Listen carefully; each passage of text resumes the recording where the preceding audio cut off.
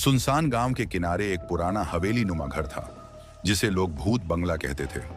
कोई नहीं जानता था कि उसमें ऐसा क्या था, पर गांव वालों के बीच कई कहानियां थीं। कुछ कहते वहां आत्माएं बसती हैं, कुछ का मानना था कि वहां काला जादू होता था।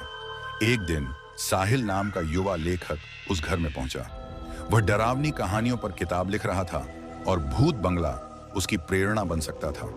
उसने तय किया कि वह कुछ दिन वहां रहेगा और उसके रहस्यों को जानेगा। पहले दिन सब सामान्य लग रहा था।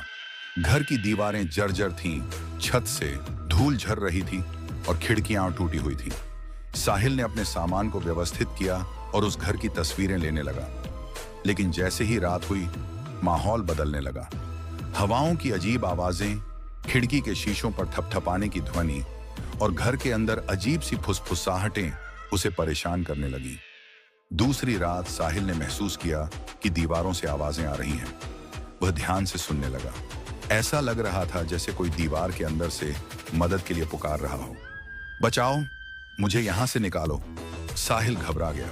उसने सोचा कि यह उसका वहम होगा, लेकिन आवाजें लगातार बढ़ती गईं। उसने अपनी टॉर्च उठाई और आवाज की दिशा में दीवार के पास पहुंचा। वहां उसे दीवार पर खरोंच के निशान मिले, जैसे कोई अंदर से बाहर निकलने की कोशिश कर रहा हो। अगली सुबह साहिल ने गांव वालों से बात की। उन्होंने उसे चेतावनी दी कि उस घर में ज्यादा समय न बिताए। उन्होंने बताया कि सालों पहले उस घर में एक परिवार रहता था जो अचानक गायब हो गया था।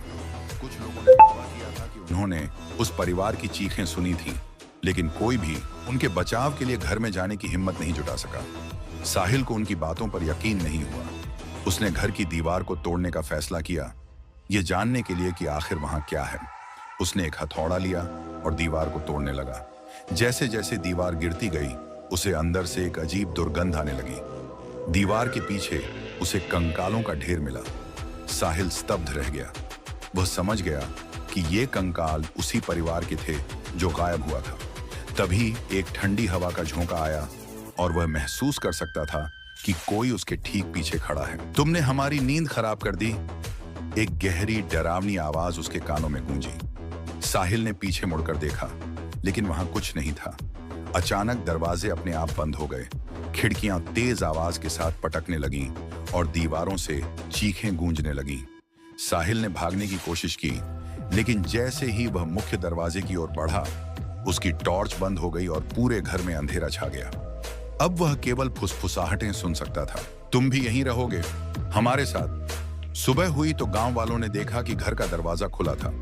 अंदर साहिल का कोई नामो निशान नहीं था। दीवारों पर अब नए खरोंच के निशान थे, जैसे कोई और अंदर फंसा हुआ था। भूत बंगला अब एक और कहानी का हिस्सा बन चुका था।